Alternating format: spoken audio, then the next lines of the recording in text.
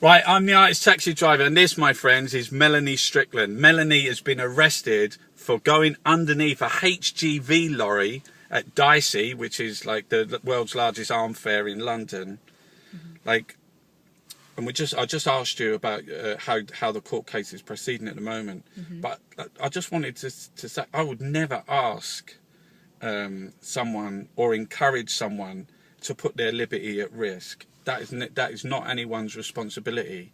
But what you've done and what other people have done, I think is absolutely, to me, it's outstanding. To put yourself, first of all, in harm's way.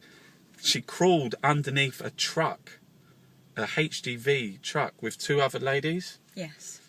And you've been arrested. And what's happening with the court case at the moment? I should say it wasn't quite as dramatic as it might sound, because the lorry had stopped and then we went underneath it, and there's actually quite a lot of space underneath an HGV trailer. But yes, we were arrested and charged with obstruction of the highway. We had our first court case, or first court hearing rather, on Monday, the 4th of November, and that was just to plead. And all of us, apart from one person, pleaded not guilty.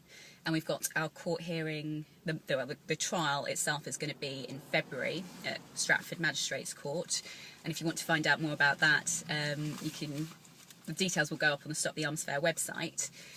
I should say the one person that pleaded guilty, that was someone that didn't want to have a court case hanging over their heads, and they don't live in London. That person gave a really moving statement in court about the corruption of the arms trade and the devastation that it causes both to people and to the natural environment. And that statement is available online. If it's not on the Stop the Arms Fair website already, it will be very soon. So you've been charged with obstruction. Mm-hmm. You have to go back to court. Yes. Yes. You're part of the Occupy movement, or you was part of the Occupy movement? Yeah, that's right. Yeah, proud. Okay, so they don't like tents, do they? Well, the occupiers or no, the I think authorities. the occupiers like tents. I think the authorities don't like tents. No, they don't like what tents represent. No, I think one of the most successful forms of a direct action, of a physical protest in my lifetime has been the tent. Mm-hmm. I would agree. I mean, they don't mind me shouting every day. I really believe they don't mind people on social medias talking about different things. What they don't want is they don't want people on the streets. They don't want tents. They don't want tented. They don't want. You see in Turkey and Brazil what happened. You know, as soon as they was massed, they was on the streets. That's a big problem for the government. Yeah. They're worried about the potential of a revolution overthrowing the status quo. Well, in Brazil, the prime minister, she was out. She was saying, "Okay, I'll do this, I'll do that." The Turkish guy was the same thing, because they know that what happened was when they physically resisted the protesters, or they started battening them and CS gassing them, and in some cases killing people. It got bigger. Yeah. Yeah. So the philosophy of the tent, what can we do with it? How can we move on? How can we bring it forward? That's a good question. I mean, I don't know. To be honest with you, it scared them though, didn't it? Yeah, I mean the camps. Sort of occupations have been very effective. Not just in Occupy, but in Bulkham, in the most recent sort of mass demonstration there. The authorities find it very difficult to deal with it because people are going to stay. They're not going to move.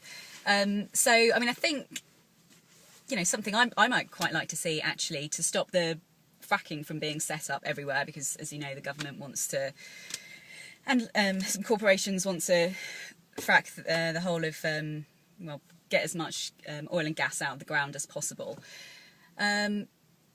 and having sort of occupations around the fracking rigs, Yeah. I think, like Balcombe, might be really, really effective in stopping fracking in the UK. Well, I know now in central London, if there's a protest and someone gets a tent out, they are jumping on them. Do you know Yeah. what I mean? Because Yeah. they are so scared. Because it's to me, and I presume a tent has potential. It grows. When I went to Yeah. Occupy, there was a university there. They were feeding homeless people. There was a debate. There was discussion. Yeah. And there was a potential. And I think we need Yeah. to get that back. Yeah. Yeah. To me, I think it's going to be one second, one moment somewhere in the world, and everything's going to change. I don't know whether it's going to be this week, tomorrow, 5 years. It seems like there's sometimes just a spark, and then there can be a real sort of like domino effect, and things can really take off. I mean, at one point, I think in late 2011, there were over 1,000 tented occupations all over the world. They That's incredible. in their process, how they undermine protest is they infiltrate. Yeah. They wage a media campaign against them, whatever group it might be. But you can see with UK Uncut, Occupy, DPAC, the main thing is to target individuals, take their laptops, arrest them. Yeah. With the Fortnum and Mason thing, and this is their tactics, and it's legitimate protest. Yeah. Yeah. They don't want people to protest They don't, on the streets outside. I think they don't like protests that threaten the status quo. So if they think you're doing something which doesn't have any potential to become a mass popular movement, then usually they're sort of quite hands off. But if it's something that sort of threatens a state interest or a particular elite, then they'll be down on you like a ton of bricks. Like, for example, any kind of protest outside the Shell building, for example, will attract a lot of police immediately, and they'll try and shut it down, even if it's something that's fairly minor. The arms, the way they protest, like arms events, is another one. Well, I also know that I interviewed a couple of squatters recently, and we were talking about, there is legitimately like thousands of people who are squatting through necessity, because they don't want to sleep outside. They've been, they have no housing because of this government's policies. But the squatters also have within their sort of like history of politicisation, debate, alternative lifestyle, and they've shut down squatting. In squatting buildings, and now even the Labour Party, the Chuka Amuna, has written saying they want to criminalise the squatting of commercial buildings. I think it's the other way round. You're right. Yeah, squatting of commercial buildings. Yeah, I know. I mean, I think that was always the fear when they criminalised squatting of residential buildings. I think they did it deliberately with a view to being able to say in the future, oh, well, it doesn't make any sense now to have, to draw a distinction between residential and commercial squatting, so let's just outright ban the whole lot, or criminalise the whole lot. Even though at the time when the legislation was originally going through, so many sort of conservative groups like the Law Society and the police, Metropolitan Police, all said there is absolutely no need to criminalise squatting in residential buildings. The legal remedies that they're already in place, are already sufficient. This is just about protecting the interests of landlords and protecting the interests of capital. So all the time they're trying to entrench their power, but they're also trying to shut down any sort of like centres of debate. Do you know what I mean? They don't want an alternative politics. They want their politics on their terms, and it's like you're going to vote. Exactly. You either vote this way or that way. They're pushing people into smaller and smaller spaces. They just want everything. They're so fucking greedy. I thought also